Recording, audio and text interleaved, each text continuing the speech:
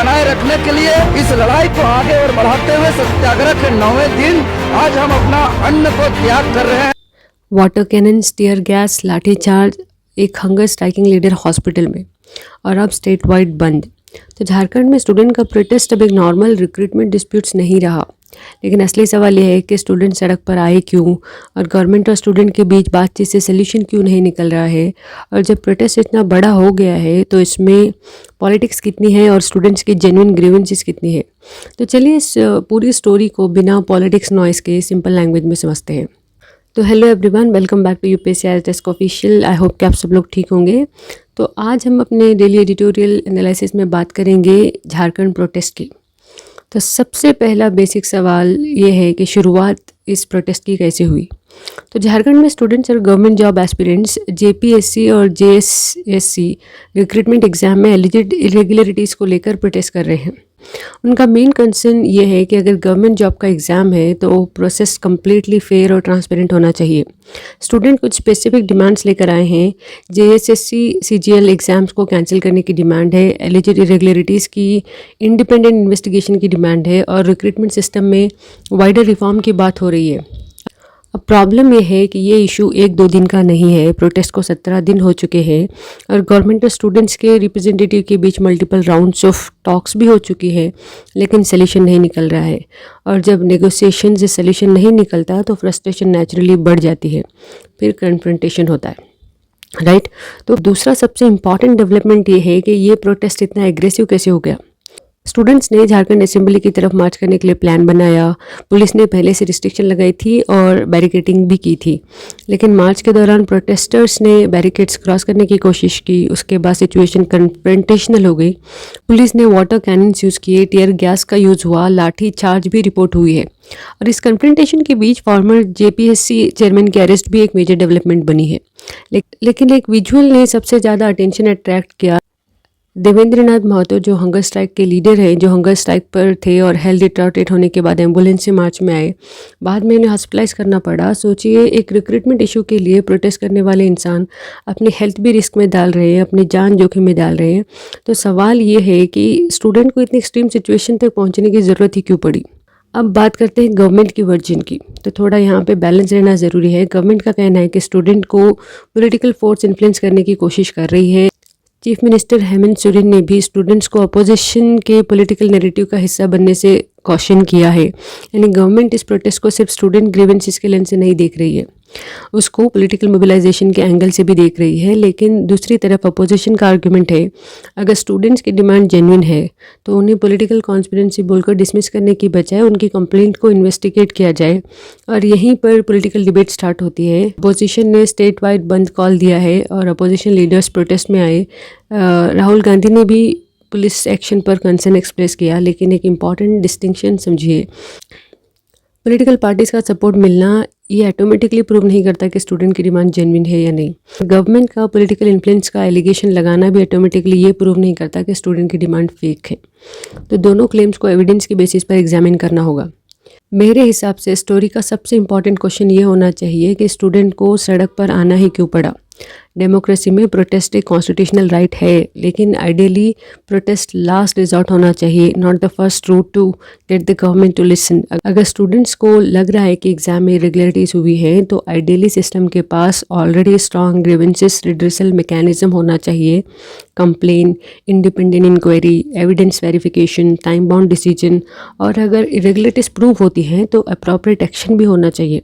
Problem तब होती है जब स्टूडेंट्स को लगता है कि हम कंप्लेन कर रहे हैं लेकिन कोई सुन नहीं रहा है, फिर फ्रस्ट्रेशन बढ़ती है, फ्रस्ट्रेशन प्रोटेस्ट में कन्वर्ट होती है, और अगर प्रोटेस्ट प्रोलॉन्ग हो जाए तो कन्फ्रंटेशन तक रिस्क बढ़ ही जाता है। इसलिए सिर्फ एक क्वेश्चन इंपॉर्टेंट नहीं होता कि स्टूडेंट सड़क पर क्यों आए, हमें ये भी पूछना चाहिए सिस्टम ने उन्हें सड़क पर आने से पहले क्यों नहीं सुना। तो अब मान लीजिए कल पॉलिटिकल पार्टीज़ ने इस प्रोटेस्ट को सपोर्ट करना बंद कर दिया, तो क्या रिक्रूटमेंट एग्ज़ाम की क्रेडिबिलिटी का क्वेश्चन ख़त्म हो जाएगा? आंसर है नहीं, because this is fundamentally bigger than one political party. आज झारखंड है, दिल्ली में प्रोटेस्ट हुआ, यूपी में प्रोटेस्ट हुआ, और कल किसी और स्टेट में स्टूडेंट रिक्रूटमेंट एग्ज़ाम को लेकर प्रोटेस्ट कर सकते हैं। और इंडिया में कॉम्पिटिटिव एग्ज़ाम लाखों यंग एस्पिरेंट्स के लिए सिर्फ एक टेस्ट नहीं होता। एस्पिरेंट्स ईयर तक प्रिपेयर करते हैं, पेरेंट्स फाइनेंशियली और इमोशनली इन्वेस्ट करते हैं और जब एग्ज़ाम प्रोसेस की क्रेडिबिलिटी पर ये क्वेश्चन उठता है तो डैमेज सिर्फ एक रिजल्ट तक लिमिटेड नहीं रहता, पब्लिक ट्रस्ट भी डैमेज होता है। इसलिए रिक्रूटमेंट इंटीग्रिटी को पॉलिटिकल पार्टी इशू की बजाय इंस्टीट्यूशन ये देश झारखंड सिर्फ खनिजों के लिए बनाया गया है क्या? 4000 5000 में अपना जीवन जी रहे हैं। इशू की तरह देखना चाहिए। अब प्रैक्टिकल सॉल्यूशंस क्या हो सकते हैं? गवर्नमेंट को अब क्या करना चाहिए? सबसे पहले गवर्नमेंट को डायलॉग्स करने चाहिए। गवर्नमेंट को स्टूडेंट रिप्रेजेंटेटिव्स के साथ सीरियस स्ट्रक्चर और टाइम बाउंड टॉक्स करनी चाहिए। सेकंड, एलिगेशंस को इंडिपेंडेंटली वेरीफाई किया जाना चाहिए।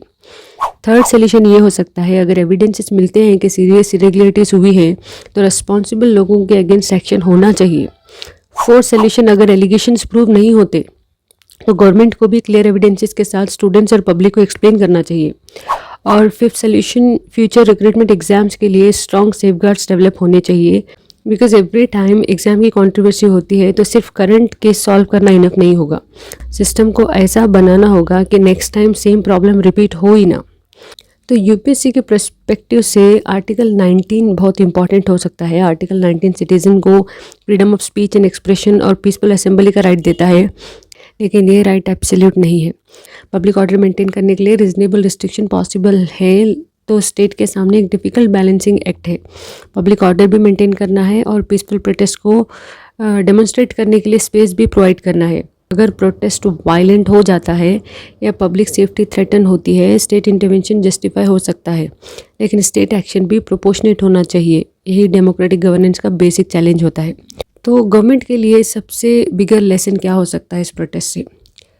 तो सबसे बिगर लेसन हो सकता है youth plus jobs plus trust. तो झारखंड का इशू सिर्फ जेपीएससी या जेएसएससी का इशू नहीं है, इसके पीछे बिगर कंसर्न है एम्प्लॉयमेंट और ट्रस्ट। आज के यंग एस्पिरेंट्स ईयर तक कॉम्पिटिटिव एग्जाम्स के लिए प्रिपेयर करते हैं। अगर रिक्रूटमेंट प्रोसेस रिपीटेडली कंट्रोवर्सी में आए तो फ्रस्ट्रेशन नेचुरली बढ़ जाती है, और अगर एम्प्लॉयमेंट अपॉर्चुनिटीज़ लिमिटेड हो तो प्रेशर और इंक्रीज़ होता है। इसलिए गवर्नमेंट को सिर्फ प्रोटेस्ट मैनेज करने पर फोकस नहीं करना चाहिए। लॉन्ग टर्म सोल्यूशन है मोर जॉब्स क्रिएट करे, बेटर रिक्रूटमेंट सिस्टम हो, ट्रांसपेरेंट एग्जामिनेशन और क्रेडिबल इंस्टीट्यूशन होनी चाहिए। बिकॉज यंग पीपल को सिर्फ ये एश्योरेंस नहीं चाहिए कि एग्ज़ाम फेयर था, उन्हें ये कॉन्फिडेंस भी चाहिए कि मेरी मेहनत का फेयर चांस है। तो कंक्लूजन में यही कहेंगे कि झारखंड में जो स्टोरी एग्ज़ाम इरेगुलरिटीज़ के एलिगेशन के साथ शुरू हुई थी, वो अब पुलिस एक्शन, पुलिस कन्फ्रंटेशन और स्टेट वाइड बंद तक पहुंच गई है। लेकिन पॉलिटिकल ब्लेम गेम से एक बेसिक क्वेश्चन डिसअपेयर होना नहीं चाहिए। स्टूडेंट को रिक्रूटमेंट सिस्टम पर ट्रस्ट है? अगर आंसर वीक है तो सोल्यूशन सिर्फ प्रोटेस्ट को कंट्रोल करना नहीं होना चाहिए। सोल्यूशन होना चाहिए transparent investigation, genuine dialogues, accountability, better examination systems और सबसे important employment opportunities. Political parties आएंगी जाएंगी, गवर्नमेंट चेंज होती रहेंगी, लेकिन स्टूडेंट का करियर वेट नहीं कर सकता। इसलिए एजुकेशन और रिक्रूटमेंट जैसे इश्यूज़ पर पॉलिटिक्स से ज़्यादा इम्पॉर्टेंट है इंस्टीट्यूशनल क्रेडिबिलिटी। तो यूपीएससी के लिए स्ट्रॉन्ग टेक अवे होगा, a strong democracy does not merely manage dissent, it creates institution that make citizens feel heard before dissent reach the streets. So आपकी राय क्या है इस इशू पे? आप बिल्कुल कमेंट में लिख सकते हैं। I will see in the next video. Thank you so much.